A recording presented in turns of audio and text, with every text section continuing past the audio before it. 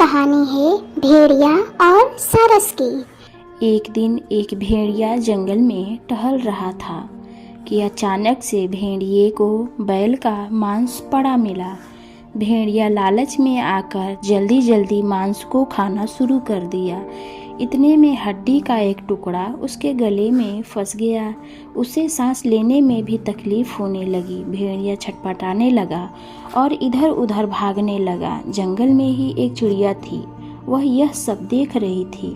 भेड़िए को छटपटाते देख चिड़िया ने उससे पूछा, क्या हुआ, आप इतने परेशान क्यों हैं?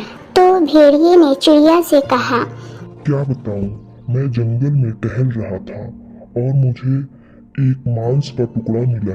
मैंने उसे ही खा लिया है और मेरे गले में एक हड्डी फंस गई है, जिसकी वजह से मैं सांस भी नहीं ले पा रहा हूँ। चिड़िया ने भेड़िए की यह बात सुन उससे कहा, यही पास में ही एक सारस रहता है जिसका नाम चिंटू सारस है।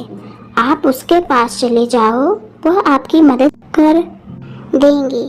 चिड़िया की सारी बात सुन भेड़िया तुरंत ही सारस के पास आ जाता है और उससे सहायता मांगता है और बोलता है, सारस भाई, मेरी मदद करो। अगर आप मेरी मदद करेंगे तो मैं आपको इनाम देने का वादा करता हूँ। सारस को भी उस पर दया आ गई। सारस ने कहा, रुको, मैं तुम्हारी मदद करता हूँ। भेड़िए ने अपना मुंह पूरा खोल दिया और सारस ने आसानी से उसके गले में फंसी हड्डी को अपनी चोंच से बाहर निकाल दिया। इसके बाद सारस ने भेड़िए को उसका वादा याद दिलाते हुए कहा, लाओ अब दो मेरा इनाम। भेड़िए ने कहा, कैसा इनाम? भेड़िया मुकर गया। भेड़िए ने कहा, जब तुमने अपनी चोंच मेरे मुंह में डाली थी तब यदि मैं चाहता तो तुम्हें तभी खा जाता। तुम्हें तो मेरा आभारी होना चाहिए कि मैंने तुम्हें जिंदा छोड़ दिया।